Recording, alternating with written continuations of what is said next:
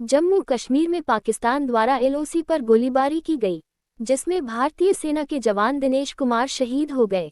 शहीद दिनेश कुमार का पैतृक गांव नगला मोहम्मदपुर गुलावद में राजकीय सम्मान के साथ अंतिम संस्कार किया गया। केंद्रीय सहकारिता राज्य मंत्री कृष्णपाल गुर्जर, हरियाणा कैबिनेट मंत्री विपुल गोयल, खाद्य एवं आपूर्ति मंत्री राजेश नागर, खेल मंत्री गौरव गौतम, होडल विधायक हरेंद्र कुमार, पूर्व मंत्री जगदीश नायर, पूर्व विधायक टेकचंद शर्मा, जिला अध्यक्ष विपिन बेंसला, डॉक्टर हरेंद्र पाल राणा, महेंद्र भड़ाना ने शहीद के परिजनों को सांत्वना दी। कांग्रेस प्रदेश अध्यक्ष उदय भान, पूर्व मंत्री करण सिंह दलाल, पूर्व मंत्री हर्ष कुमार, जिला उपायुक्त डॉक्टर हरीश कुमार वशिष्ठ, पुलिस अधीक्षक वरुण सिंगला ने शहीद के पार्थिव शरीर पर पुष्प अर्पित कर नमन किया।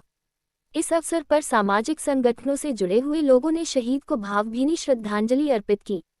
युवाओं ने भारत माता की जयघोष की और दिनेश कुमार अमर रहे के नारे लगाए। शहीद के पिता दयाचंद शर्मा ने बताया कि दिनेश कुमार वर्ष 2014 में तोपखाना रेजिमेंट में लांस नायक के पद पर भर्ती हुए थे और जम्मू कश्मीर के पुंछ राजौरी बॉर्डर पर तैनात थे। शहीद दिनेश की पत्नी सीमा पेशे से वकील है। वह इन दिनों गर्भवती है। शहीद दिनेश का 5 वर्षीय बेटा दर्शन और 7 वर्षीय बेटी काव्या है। उन्होंने बताया कि शहीद दिनेश कुमार 5 भाइयों में सबसे बड़े थे। उनके 2 सगे भाई के अलावा 3 चचेरे भाई सेना में शामिल होकर देश की सेवा कर रहे हैं। शहीद दिनेश का छोटा भाई कपिल जम्मू कश्मीर व हरदत्त भोपाल में तैनात है। शहीद के पिता दयाचंद ने कहा कि मुझे अपने बेटे पर गर्व है। बेटे ने देश की रक्षा में अपने प्राणों की आहुति दी। केंद्रीय राज्य मंत्री कृष्णपाल गुर्जर ने कहा कि शहीद दिनेश कुमार ने देश की रक्षा के लिए लड़ते लड़ते अपने प्राणों का बलिदान दिया। ऐसे महान सपूत को श्रद्धा सुमन अर्पित करते हैं। उन्होंने कहा कि केंद्र सरकार किसी भी तरह आतंकवाद को बर्दाश्त नहीं करेगी। पाकिस्तान ने जब हमारे देश के साथ गलत किया है, मोदी सरकार ने पाकिस्तान को मुंहतोड़ जवाब दिया है। भारतीय सेना द्वारा पाकिस्तान को करारा जवाब दिया है। सेना ने पाकिस्तान की जो हालत की है वह अपने आप में मिसाल है। कृष्णपाल गुर्जर केंद्रीय राज्य मंत्री ने श्रद्धांजलि दी। हमारे संवाददाता कमलकांत शर्मा की रिपोर्ट।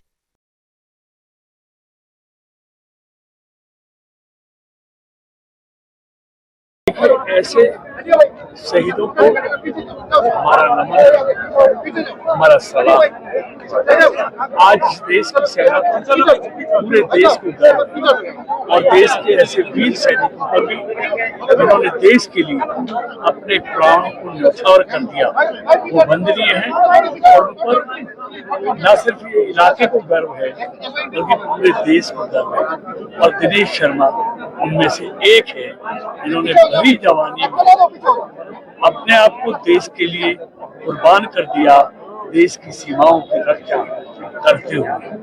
तो ऐसे शहीद को हम नतमस्तक, हम उनको श्रद्धांजलि देते हैं और धन्य है वो माँ बाप जिन्होंने ऐसे वीर सपूतों को जन्म दिया।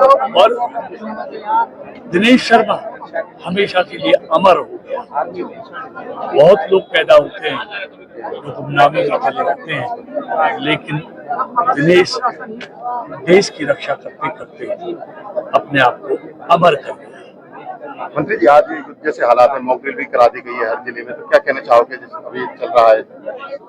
देखिए, जो आज देश की सरकार है ये किसी भी तरह आतंकवाद को बर्दाश्त नहीं करती। जब भी पाकिस्तानी आतंकवादियों ने देश के साथ कोई गंदी हरकत की है, हमारे निहत्थे लोगों पर हमला किया है, मोदी सरकार ने उसको मुंह तोड़ जवाब दिया है और हमारे सैनिकों ने उनको अच्छी तरह से हर हमले के बाद उनको जवाब दिया है, करारा जवाब दिया है।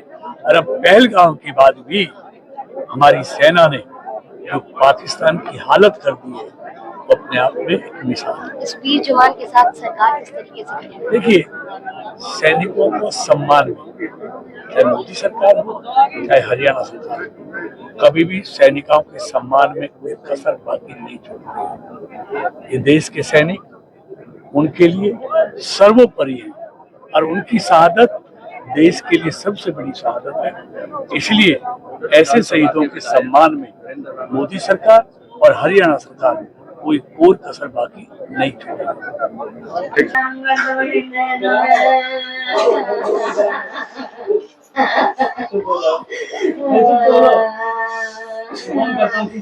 फोन में।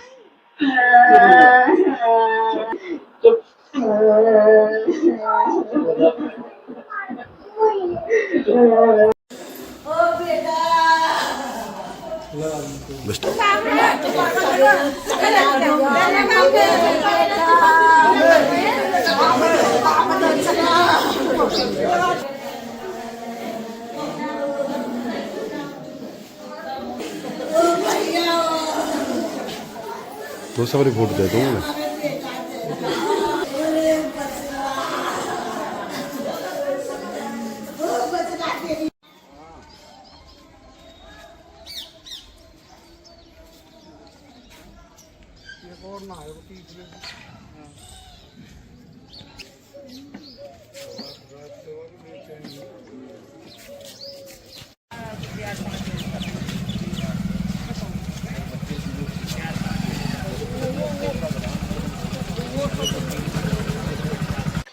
मेरा बेटा फौज में था। वो कश्मीर में उसने वो दिया है और मुझे इसे बात करा होगा। मेरा गांव भी पूरा इसका वो उठा रहा है।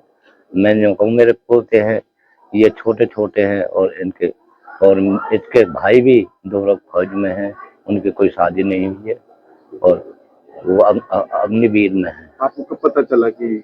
मुझे पता लगा जी, मैं यहाँ नहीं था जी। मुझे पता कोई ऐसे 11 बजे लगा कि ऐसे उनका ऑपरेशन हो रहा है। तो शाम को मुझे 4 बजे पता लगी। जब मैं घर आया तो वो डेड हो गई। सही। अब आर्मी वालों ने क्या बताया कब तक के शहीद का यहाँ पहुंचेगा? ये बता रहे हैं जी कि कम से कम 1:30-2 बजे के बीच में पहुंचेगा। आप पता है कब भर्ती हुए थे वो? भर्ती हुआ है सन 14 में हुआ था ये।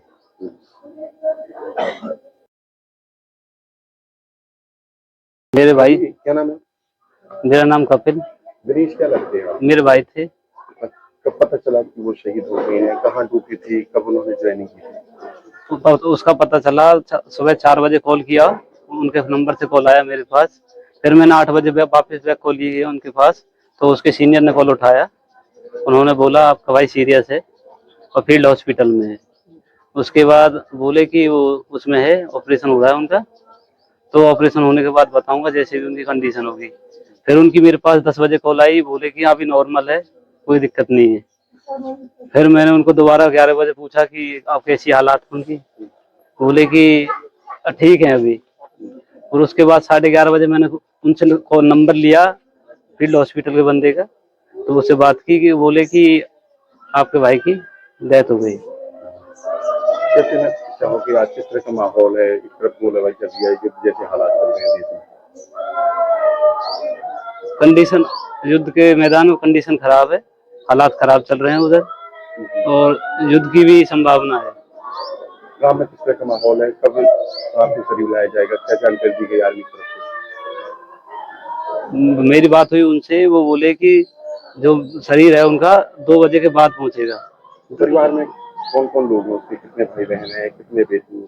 हम 5 भाई, 1 बहन, मम्मी पापा, उनकी घरवाली, 2 बच्चे। पेट में बच्चा? उनके पेट में 1 बच्चा पेट में है। पत्नी क्या करती है? पत्नी कोर्ट में थी। और क्या कहना चाहोगे? कहाँ तक ये गंभीर माहौल है गाँव में? गांव में बहुत शोक का माहौल है और सभी उसका शोक कर रहे हैं और उस शांति के लिए वो।